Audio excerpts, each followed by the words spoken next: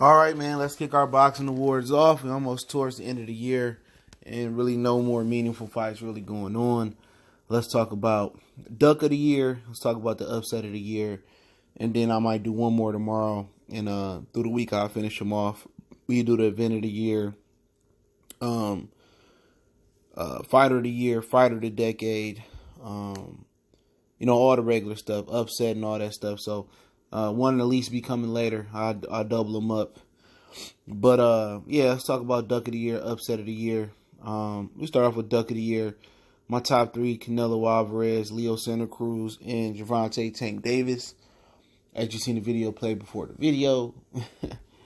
And I left Anthony Joshua off because at the end of the day, he sent Deontay Wilder offer.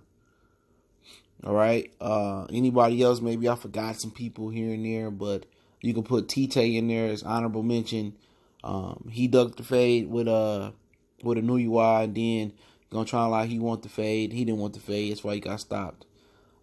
People could say Manny Pacquiao was ducking, but at the end of the day, how could somebody 40 years old be ducking somebody like Errol Spence? You could have made the honorable mention list. Errol Spence, Danny Garcia, they could have made it as well. Jarrett Hurd could have made it as well. I mean, you got a lot of dudes that, the majority of boxing is ducking. Golovkin could have made it. And let me tell you why Canelo is in the top three, in my opinion.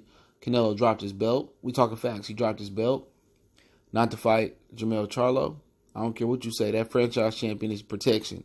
He dropped his belt not to fight Derevyanchenko. What I heard was the Golden Boy set that up so Canelo didn't have to fight Derevyanchenko. And you see why when he fought Golovkin, he didn't want to fight Derevyanchenko. So I heard the beef was fake, against Robert Diaz, the matchmaker. And Canelo had no intentions on fighting Sergey Derevyanchenko. Okay? He, pretty much like ducked the Derevyanchenko fade. He ducked the Jermall Charlo fade. Some people like Juan Marquez, Nacho. A lot of people over ESPN felt like he ducked the Golovkin fade this year. And I know for a fact that he wants to age out Gennady Golovkin.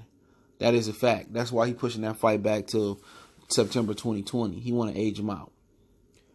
Other than that, he picked on Kovalev, but then he not going to defend the belt versus Gervonta Ramirez. And he moving down fighting Billy Joe Saunders after saying, Eric Gomez came out and said they didn't like Billy Joe Saunders' style. So that's why he on the list. Leo Santa Cruz, that's self-explanatory. Didn't want to fight nobody. Didn't want to fight Gary Russell. Been running from Gary Russell for years. And that's just what it boiled down to. Didn't fight nobody this whole year. Didn't want to get Carl Frampton the fade back. You just look at his whole career. He has his resume is very hollow. It's very superficial. It's nothing great about his resume, and everybody know that he like one of the top ducks in boxing of all time. But people will go out here and just say when we interview him, oh, he's so nice. He's such a nice guy, and this and that and that and this. And, it is what it is. But we know what he represent in the sport of boxing. He represent everything that PBC represent. Fighters that don't have to be forced to fight. Fighters that don't want to fight. Opportunists, cherry picker, whatever you want to say. Like I said before, we know what it is. But my winner for Duck of the Year is Gervonta Tank Davis. And I'm going to tell you why, okay? I'm going to tell you why. Because, for one, he fought a 126 or 26 pounder or 22 pounder Hugo Ruiz when his original opponent, Abner Mares, fell off, right, earlier this year. He could have fought Javier Fortuna, who was fighting on the same card. He refused to fight Javier Fortuna. Right, he came back and fought some dude in his hometown that was a bum bash. Right, he turned down a $5 to $7 million offer to fight Tevin Farmer on his own. Right, he been ducking Lomachenko forever. He moved up to lightweight, not to challenge Lomachenko, but to challenge Yurikas Gamboa. He fights him this Saturday. All right, when at Royal Farm Stadium in Baltimore, when asked about fighting Gary Russell, he chickened up, and Floyd Mayweather had to grab the mic. But this is the cherry on top. This is why he took the cake, all right? This is why he took the cake, all right? Floyd Mayweather called Gary Russell and told him to stop picking on Tank. You making Tank look bad. He called that man and told that man that stop calling out Tank. You got a legend. Some people call him TBE. He one of the GOATs, top 20, top 10, top 50, wherever you rank Floyd Mayweather. This is a guy that called another fighter and told him to stop picking on Tank. And the kicker was, at the World Farms press conference after he beat old boy, he told the media the reason why Tank ain't fighting Gary Russell because he had 126 pounds. And if Gary Russell wants to fight, he need to move up to 130 pounds. Last time I checked in my Nipsey Hussle boys, Tank been fighting super bantamweights and featherweights his whole career. You know what I'm saying? So at the end of the day, that is why Tank is the biggest duck in boxing. All right? You know, had Floyd Mayweather not, that story not came out about Gary Russell, I probably would have gave it to Leo or Canelo.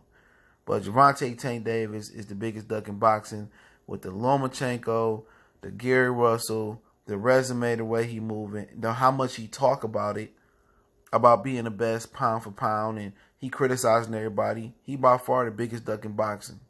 I don't care if he's 25, 18, 38, 5 years old. He's the biggest disgraceful butt duck in boxing to close out the decade. And I don't care what none of you do. Say, I want to get in y'all feelings. It's a fact. I laid the facts out on the table. You know what I'm saying? He never sent Lomachenko offer. And then he going to say Tevin duck because he sent Tevin a $2 million offer. Why didn't you take the $5 or $7 million offer? Come on. It's common sense. And I'm just keeping it 100. So Gervonta Tank Davis is our biggest duck of the year. And I will be announcing these on our social media pages. So follow me. All right, upset of the year. All right, I boiled down to 3. All right, 3 that I can remember. I'm not doing this extensive research. Right, I don't care about a lot of other shit that went on. Ones I can remember. J-Rock over Hurd, and they want that fight to be considered for fight of the year. Let me say this. That was a lopsided fight. That fight of the year got to be competitive. All right, that was a one-sided butt whooping. And J-Rock should be proud of that. But he in there for upset of the year. There's a lot of upsets that went on this year. Andy Ruiz beating AJ the first time. And John Pascal beating Marcus Browne. Okay. I think they all was fantastic. In their own right. I think J-Rock, the reason why that fight was considered so, it was considered by most to be memorable because in the fight, we was all waiting for Jarrett Hurd to eventually, clip J-Rock. That's what we was waiting for. We was waiting for J-Rock to get clipped. That's what made the fight so intriguing. We thought, well, J-Rock gonna get tired and Jarrett Hurd gonna push him back. It never happened. So, that's why that fight, I think Stephen Bredman and J-Rock think it should be, and some believe it should be fight of the year. And I'm not mad at it when I think about it from that aspect of it, because we was all waiting for Jarrett Hurd to turn the tide, and J-Rock just bullied him, all right? John Pascal, Marcus Browne, it was a better fight than I anticipated. I never was high on Marcus Browne, but John Pascal just seemed not to have the juice in his muscles. And don't forget, he fighting Saturday on the Tank card versus Badu Jack. But he turned the clock back and he took advantage of Marcus Browne, who ain't been focused, been going through some things with his BM outside the ring. And at the end of the day, I never been high on him. I remember when PBC first started, I seen Hot Rod beat the dog walking crap out of him. And I was happy. I just never was high on him. Abel Sanchez was high on Marcus Browne. You know what I'm saying? A lot of guys was high on him, but I just really never seen nothing that made me believe he was good. Now and again, he'll flash knockout power, and he'll flash some good boxing ability. But, technically, he just, to me, he leaves a lot to be desired, okay? But I like, the John Pascal victory. It definitely was legit. He got the dub. But my upset of the year was Andy Ruiz over Anthony Joshua. That's a fight that I didn't start off watching. I refused to watch it because I thought they was going to set it up. And not because Andy Ruiz couldn't win. I don't really think Andy Ruiz had the power to knock out Anthony Joshua. Therefore, even if he performed at his best, I felt that they was going to rob him, and Matchroom was just going to rob him. So I didn't watch the fight. I felt that, he didn't have a fair shake to win. Now, a lot of the brothers were speaking into existence that Andy Ruiz was going to win. And when I heard that, I think AJ knocked him down, and then he knocked AJ down, and then I turned to it. Somebody text me, or somebody, I think my boy texted me, and then somebody emailed me or DM me on social media, in my social media links. And I turned to it, and it turned out to be a really, really good fight. And Andy Ruiz scored the knockout. I didn't see that coming. I won't say nobody seen it coming. I didn't see it coming. And I think that was the biggest upset of the year. Obviously, in the biggest weight class, in the most historic weight class, in the most important weight class in boxing history, when the heavyweight division is good, usually boxing is good. That's the one weight class that casuals care about the most because they actually hurt each other. And I think Andy Ruiz brought more intrigue in the decade. I think he was a huge part of bringing the heavyweight division back. Not just Anthony Joshua dethroning Vladimir Klitschko and doing it in a more spectacular fashion than Tyson Fury. Not only with Tyson Fury coming back, winning the title, coming back. Not only Deontay Wilder rising from nowhere, coming up, winning the belt.